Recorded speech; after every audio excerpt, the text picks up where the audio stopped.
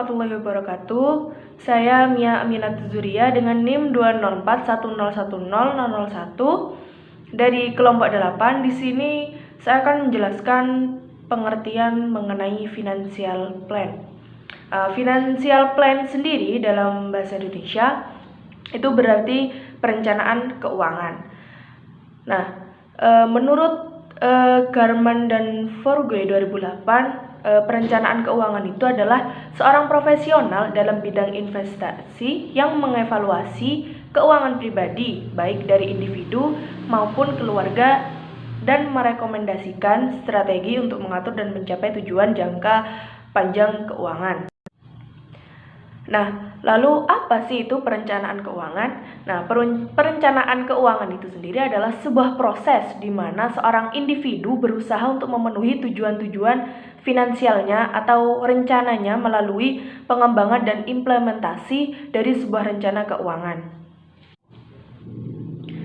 Perencanaan keuangan berhubungan dengan masa depan yang dipenuhi dengan ketidakpastian. Nah, maka dari itu, kepala bagian finansial harus selalu mengadakan forecasting atau peramalan atau pengiraan terhadap masa yang akan datang.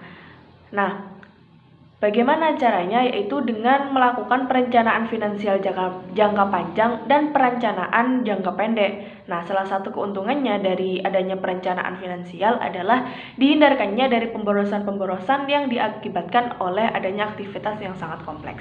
Mungkin itu saja penyampaian dari saya. Materi selanjutnya akan disampaikan oleh teman-teman dari kelompok 8 lainnya. Terima kasih. Baik, di sini saya akan menjelaskan tentang perencanaan keuangan. Perencanaan keuangan merupakan aspek penting dari operasi dan sumber penghasilan perusahaan karena memberikan petunjuk yang mengarahkan, mengkoordinasikan, dan mengontrol kegiatan perusahaan untuk mencapai suatu tujuan.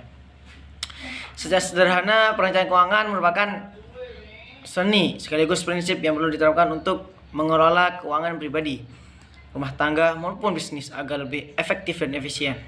Jika digambarkan, perencanaan keuangan itu seperti roadmap, yang mana kita untuk mencapai tujuan keuangan di masa depan. Ada dua perencanaan keuangan.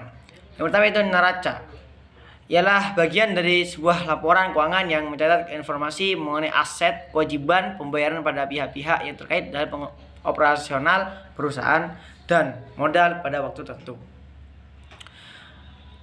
Laporan neraca jenis laporan keuangan yang menyajikan aset, kewajiban, dan modal perusahaan pada tanggal tertentu. Dari laporan ini kita bisa mengetahui kondisi aset, kewajiban, dan modal perusahaan, di mana tiga hal itu merupakan perjalanan perusahaan ke depan.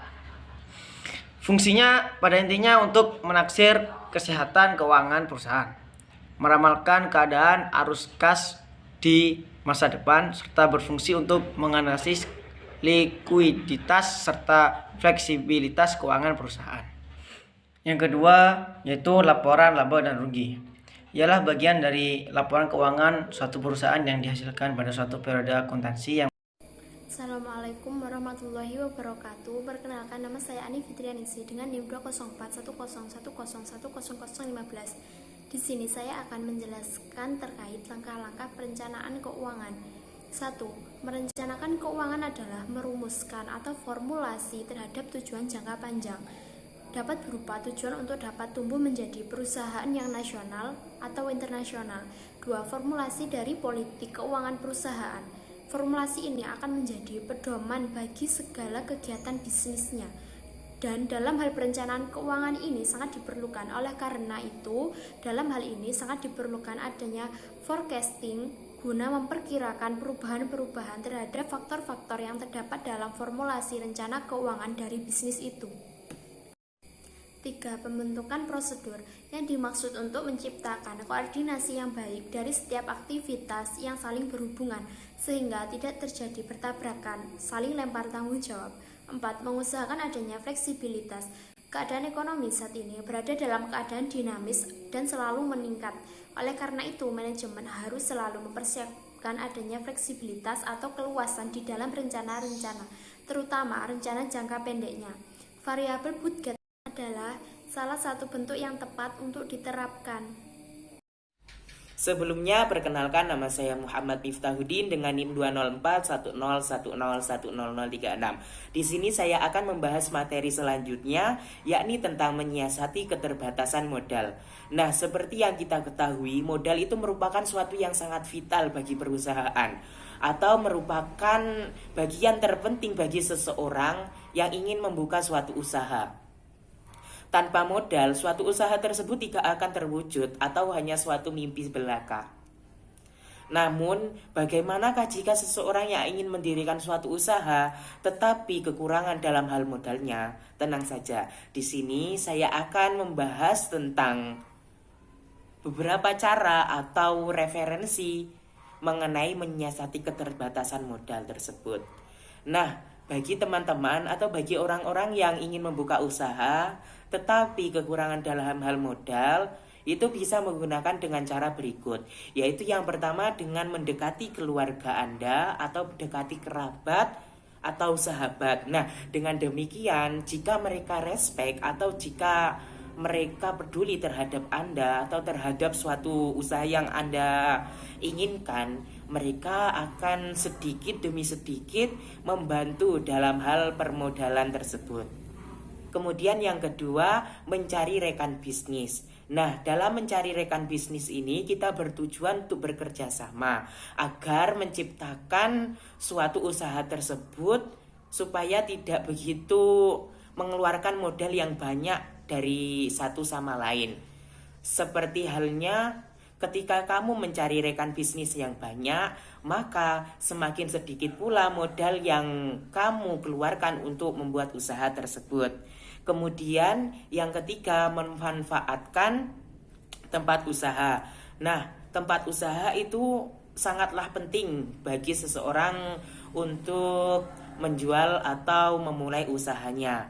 Seperti halnya kita memilih tempat-tempat yang sangat strategis atau tempat-tempat yang banyak dilalui oleh orang lain. Kemudian yang keempat, ini memperkerjakan staf dengan sistem bagi hasil. Nah, hal ini seperti halnya mencari rekan bisnis. Kita mencari karyawan, kemudian peraturan karyawan tersebut adalah bagaimana karyawan tersebut mensukseskan usaha kita, maka dia akan mendapat gaji yang besar sesuai dengan usahanya. Yang kelima, gunakanlah media gratisan. Nah, yang dimaksud di sini adalah menggunakan media gratisan untuk mempromosikan usaha kita. Seperti halnya kita menggunakan Facebook, blog, Instagram, WA, dan lain-lain yang tidak membutuhkan terlalu banyak biaya untuk mengeksplornya. Kemudian yang keenam, yakni mencari pekerjaan sampingan. Dengan mencari pekerjaan sampingan tersebut, maka kita akan mendapatkan hasil atau mendapatkan uang, di mana uang tersebut akan menambah modal untuk kita membuat usaha. Kemudian yang terakhir atau yang ketujuh, yakni memanfaatkan program bantuan dari pemerintah. Sebenarnya pemerintah telah banyak meluncurkan atau memberikan bantuan kepada orang-orang yang ingin memulai bisnis. Tinggal kita saja mencari bantuan tersebut agar kita mendapatkan modal untuk usaha kita. Mungkin itu saja yang dapat kami sampaikan. Kurang lebihnya mohon maaf. Wabillahi taufik wal hidayah. Assalamualaikum warahmatullahi wabarakatuh.